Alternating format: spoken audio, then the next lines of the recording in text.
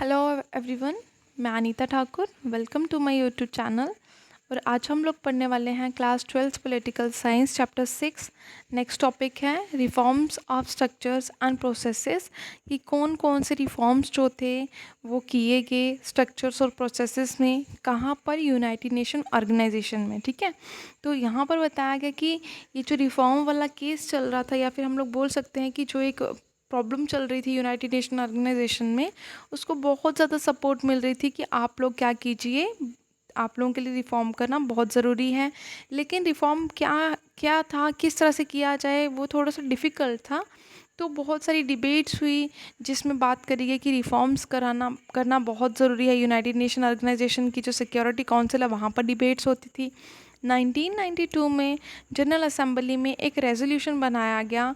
उस रेजोल्यूशन में कौन कौन सी कंप्लेंट्स जो थी वो देखने को मिली कि हाँ, ये जो कंप्लेंट्स थी वो यूनाइटेड नेशन ऑर्गेनाइजेशन को ही करी गई थी। ठीक है, तो सबसे बड़ी बात ये कि सिक्योरिटी काउंसिल जो थी वो इस तरह के आइडियाज़, या मतलब कंटेम्प्रेरी जो वर्ल्ड, या फिर हम लोग बोल सकते हैं कंटेम्प्रेरी पॉलिटिकल रियलिटीज़ जो थी, उनके लिए अब स्थिर नहीं थी, या फिर हम लोग बोल सकते हैं कि उनके लिए वो सूटेबल नहीं थी, क्योंकि वो प्रॉपरली डिसीजन नहीं ले रही थी। दूसरी चीज़ हम लोग ये बोल सकते हैं, जितने भी डिसीजंस लिए जा रहे थे वो किसके इंटरेस्ट और किसकी वैल्यूज़ के अकॉर्डिंगली लिए जा रहे थे, उन्हीं सुपर पावर्स के वैल्यूज़ और इंटरेस्ट के अकॉर्डिंगली लिए जा रहे थे, जो डोमिनेट करते थे। जो जैसा अगर हम लोग बात करें तो यूएस हो गया, यूएसएसआर हो गया, ठीक है, ब्रिटेन हो गया, चाइना हो गया, इस तरह के नेशंस की ज़्यादा वो मतलब हमेशा उनके डिसीजंस जो थे वो इन्हीं की साइड के ही होते थे। और हम लोग ये बोल सकते हैं कि यूनाइटेड नेशन ऑर्गेनाइजेशन जो थी वो लैक्स इक्विटेबल रिप्रेजेंटेशन जो थी वो देखने को मिल रही थी। मतलब हर एक नेशन को इक्वली ट्रीट नहीं किया जा रहा था। ठीक है, जैसा कि आप लोगों को पता है, हम लोगों ने लास्ट लेक्चर में पढ़ा था कि डिमांड जो थी वो रिस्ट्रक्चरिंग की बहुत तेज़ी से बढ़ रही थी। यूनाइटेड नेशन ऑर्गेनाइजेशन में किसकी बात कर रहे थे वो, कि एक प्रॉपर स्ट्रक्चर जो है वो दोबारा से बनाया जाए, क्योंकि जब इसको बनाया गया था तो उस टाइम पर हमारी नीड्स एस्पिरेशंस कुछ और थी, और आज के टाइम पर हमारी एस्पिरेशंस जो है वो कुछ और हैं। तो ये कब की बात हो रही है? 1 जनवरी 1997 की बात हो रही है। यूएन सेक्रेटरी कौन थे उस टाइम पर? कोफी अन्नान जो थे उस टाइम पर सेक्रेटरी जनरल थे यूनाइटेड नेशंस के। ठीक है, और उन्होंने एक ऐसा स्टेप लिया था कि हम लोगों को क्या करना है, एक इंक्वायरी करनी है। किस चीज़ की इंक्वायरी करनी है? कि यूएन जो है उसमें किस तरह से रिफॉर्म्स जो हैं वो किए जाएं। क्लियर है? और उसके बाद देखा गया, कुछ इंस्टेंसेस लिए गए। जैसे हम लोग बात कर सकते हैं कि सिक्योरिटी काउंसिल के मेंबर्स जो हैं वो कैसे चूज़ होंगे, कैसे होने चाहिए। ठीक है, तो वहाँ पर बताया गया, कुछ ईयर्स में देखा गया कि एक क्राइटेरिया सेट कर दिया गया कि न्यू परमानेंट या फिर नॉन परमानेंट मेंबर्स जो हैं वो सिक्योरिटी काउंसिल में अगर एडिशन होगा उनका तो किस तरह से होगा। न्यू मेंबर्स के लिए कुछ सजेशंस थे कि वो एक मेजर इकोनॉमिक पावर होना चाहिए, मतलब वो फाइनेंशियली डेवलप होना चाहिए। दूसरा, वो मिलिट्री पावर उसकी जो है वो स्ट्रांग होनी चाहिए। वो मतलब यूएन के बजट में उसका एक बहुत बड़ा शेयर जो है वो यूएन बजट में जाना चाहिए, मतलब कंट्रीब्यूट करे, वो बहुत ज़्यादा शेयर उसका अपनी कंट्री का वो प्रोवाइड करे यूनाइटेड नेशन ऑर्गेनाइजेशन में। और वो एक बड़ा नेशन होना चाहिए पॉपुलेशन वाइज। ठीक है, मतलब एक ऐसा नेशन होना चाहिए जिसकी पॉपुलेशन ज़्यादा हो। एक ऐसा नेशन होना चाहिए जो किसकी रिस्पेक्ट करे? डेमोक्रेसी की और ह्यूमन राइट्स की रिस्पेक्ट करे। और एक ऐसी कंट्री होनी चाहिए, वही कंट्री जो है वो न्यू मेंबर एडिशन हो सकती है यूनाइटेड नेशन ऑर्गेनाइजेशन के सिक्योरिटी काउंसिल में, जो मतलब क्या करेगी, जितने भी रिप्रेजेंटेटिव होंगे वो डाइवर्स, मतलब उनकी आइडेंटिटी होगी, या फिर वो डाइवर्स कल्चर से बिलोंग करते होंगे, या फिर हम लोग बोल सकते हैं उनकी जियोग्राफी, इकोनॉमिक सिस्टम और कल्चर जो है वो हर एक लेवल से अलग होंगे। ठीक है, जैसे कि यहाँ पर बताया गया है कि यूएस जो है वो कितना यूएन बजट में पे करता है, 22.0%। जापान जो है वो 19.5% यहाँ पे कंट्रीब्यूट करता है यूनाइटेड नेशन ऑर्गेनाइजेशन में। जर्मनी 8.7%, ब्रिटेन जिसको कहा जाता है United kingdom 6.1%, France 6.0%, Italy 4.9%, Canada 2.8%, Spain 2.5%, China 2.1%, Mexico 1.9%। ये क्या बताया गया कि टॉप 10 कंट्रीज़ जो हैं वो यूनाइटेड नेशन का जो रेगुलर बजट आता है उसमें इतना इतना कंट्रीब्यूट कर रहे थे, ठीक है। और उसके बाद यहाँ पर ये बताया गया कि हर एक कंट्री के लिए एक फिक्स्ड क्राइटेरिया और वैलिडिटी रखी जाती है कि वो मतलब क्या करेगी, कितनी देर तक वो रूल कर सकती है, कितनी देर तक वो यूनाइटेड नेशन का पार्ट रह सकती है।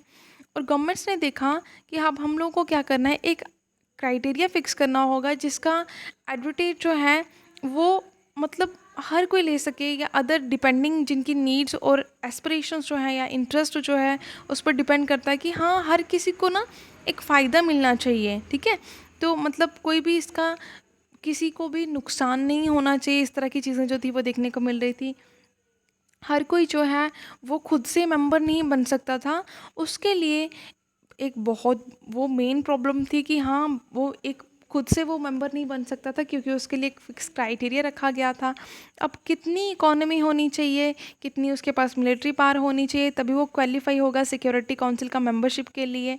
और उसका बजट का लेवल जो है वो कितना होना चाहिए, क्या वो मतलब अगर कोई एक स्टेट को ख़रीद ले तो क्या वो काउंसिल का मेंबर बन जाएगा। क्या यहाँ पर ये बताया गया कि किसी की पॉपुलेशन अगर ज़्यादा है, कंट्री जो है वो मतलब उसका वर्ल्ड में बहुत बड़ा रोल प्ले होता है, तो क्या वही मेंबर बन सकती है। इन सभी को देखते हुए अगर हम लोग बात करें कि डेमोक्रेसी और ह्यूमन राइट्स जो हैं उस वो सबसे बेस्ट क्राइटेरिया है, या हम बोल सकते हैं जो रिस्पेक्ट करेगा वही एक क्राइटेरिया है जो मतलब मेंबरशिप पा सकता है। कंट्रीज़ जिनका एक्सीलेंट रिकॉर्ड था, मतलब हर एक लेवल पे मेंबर्स बनने के लायक थे, लेकिन वो भी इफ़ेक्टिवली काउंसिल का मेंबर नहीं बन सकते थे, ठीक है। उसके बाद यहाँ पर बताया गया कि कुछ ऐसे मेंबर्स भी थे जो डेवलपिंग वर्ल्ड से बिलोंग करते थे। तो यहाँ पर बताया गया बहुत सारी डिफ़िकल्टीज़ जो थी उनको भी फेस करनी पड़ रही थी। अब ये जो डेवलपिंग वर्ल्ड था उसमें कौन कौन सी कंट्रीज़ आती हैं और वो कौन कौन से डिफरेंट वर्ल्ड हैं, सॉरी कौन कौन से डिफरेंट लेवल्स हैं जो डेवलपिंग कंट्रीज़ के अंदर हैं, कौन से लेवल्स होते हैं जहाँ पे डेवलपमेंट करी जाती है, ठीक है। और क्या कल्चर भी इम्पोर्टेंट है और कल्चरल सिविलाइजेशंस भी इम्पॉर्टेंट है एक मतलब रिप्रेजेंटेशन लेने के लिए, या हम लोग को एक प्रॉपर बैलेंस्ड वे जो है, ये सब क्वेश्चनिंग जो थी वो करी जा रही थी कि किस तरह से एक मेंबरशिप जो है वो एक्वायर हो सकती है। तो अब यहाँ पर बताया गया सबसे बड़ा जो इशू था मेंबरशिप के रिलेटेड वो ये बताया गया कि हम लोगों को मेंबरशिप का जो इशू है इसका नज़रिया चेंज करना होगा, इसका नेचर चेंज करना होगा। दूसरा यहाँ पर बताया गया, अगर हम लोग एग्जाम्पल लेके चलते हैं कि जो भी वीटो पावर्स हैं, लाइक जो 5 परमानेंट मेंबर्स हैं, तो उनकी वीटो पावर को एबॉलिश कर दिया जाए, मतलब जो उनके पास पर्सनल पावर है उसको बिल्कुल एबॉलिश कर दिया जाए, ख़त्म कर दिया जाए। बहुत सारे वीटो पावर्स जो हैं वो क्या करते हैं, कन्फ्लिक्ट जो है वो राइज करते हैं डेमोक्रेसीज के साथ, और खुद को सॉवरेन इक्वालिटी, मतलब हम लोग ये बोल सकते हैं हमारे कॉन्स्टिट्यूशन में या बहुत सारे ऐसे कॉन्स्टिट्यूशन में हैं जहाँ पर इक्वालिटी की बात करी जाती है कि सुप्रीम इक्वालिटी जो है वो सभी को प्रोवाइड होगी एट द इंटरनेशनल लेवल। लेकिन ये सिर्फ एक थॉट बन के रह गया था जो कि वीटोज़ की वजह से बिल्कुल भी रेलिवेंट नहीं था, उसकी बिल्कुल भी इम्पोर्टेंस जो थी वो ख़त्म हो चुकी थी। और अगर हम लोग सिक्योरिटी काउंसिल की बात करें तो सिक्योरिटी काउंसिल में 5 परमानेंट मेंबर्स होते थे और 10 नॉन परमानेंट मेंबर्स होते हैं, ठीक है। और उसके बाद उन्होंने बताया कि ये जो चार्टर था उसने परमानेंट मेंबर को एक प्रिविलेज्ड पोजीशन दी थी, एक बहुत अच्छा स्टेटस दिया था, स्पेशल स्टेटस भी आप लोग बोल सकते हो उसे, ठीक है, जो एक स्टेबिलिटी बनाता है उनकी कि सेकेंड वर्ल्ड वॉर के बाद वही स्टेट्स जो थी, वही नेशंस जो थे वो सुपर पावर कहलाते थे और उनको कुछ प्रिविलेजेस भी मिलती हैं, उनको कुछ राइट्स भी मिलते हैं। ये परमानेंट मेंबर्स जो थे उनको परमानेंसी और वीटो पावर मिल जाती है। अब ये जो नॉन परमानेंट मेंबर्स होते हैं वो सिर्फ 2 साल के लिए जो हैं वो आ सकते हैं पावर में, और उसके बाद वो फिर से न्यूली इलेक्ट होंगे एज अ न्यू मेंबर, मतलब न्यू मेंबर जो हैं वो इलेक्ट होंगे, मेंबरशिप उनको मिल जाएगी। एक कंट्री जो है वो री इलेक्ट इतनी जल्दी नहीं हो सकती, उसको 2 ईयर का टर्म जो है वो कंप्लीट करना होगा, टाइम पीरियड कंप्लीट करना होगा। और नॉन परमानेंट मेंबर्स जो हैं वो भी इलेक्ट होते हैं जिसको हम लोग कॉन्टिनेंट के बेसिस पर, वर्ल्ड के जितने भी कॉन्टिनेंट हैं उन्हीं के बेसिस पर हम लोग उनको रिप्रेजेंट करते हैं, मतलब उनको रिप्रेजेंटेशन देनी होती है, क्लियर है।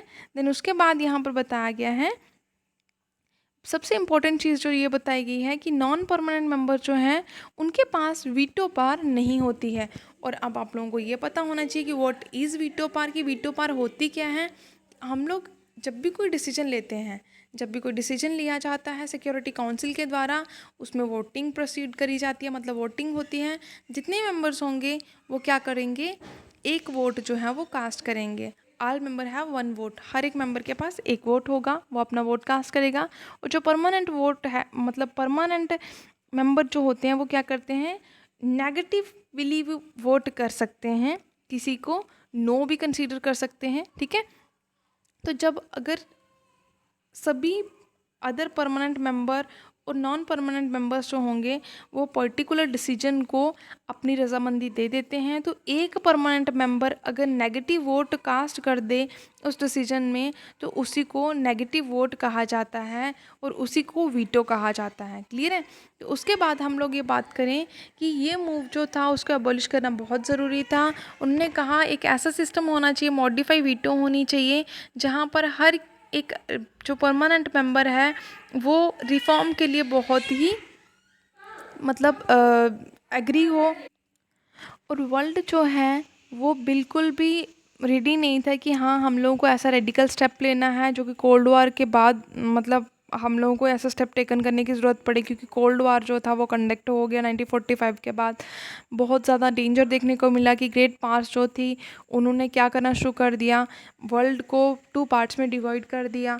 One is eastern block and another one is western block. तो वो आप लोग मुझे बताओगे कि ईस्टर्न ब्लॉक ने कौन सा मिलिट्री अलाइंस फॉर्म किया था और वेस्टर्न जो था उसने कौन सा मिलिट्री ब्लॉक फॉर्म किया था। ठीक है, तो उससे हम लोग ये पता कर सकते हैं किस तरह से आउटसाइडर्स जो थे उनको प्लीज करना चाहता है, या किस तरह से मतलब सपोर्ट जो थी और इन्वॉल्वमेंट जो थी इस बॉडी में वो इतनी इनइफेक्टिव क्यों मानी जा रही थी। ठीक है, तो चलिए बस आज के लिए इतना ही है। नेक्स्ट टॉपिक में हम लोग कंटिन्यू करेंगे नेक्स्ट टॉपिक जिसका नाम है jurisdictions of the UN. I hope आप लोगों को समझ में आया होगा। Thanks for listening and may God bless you all.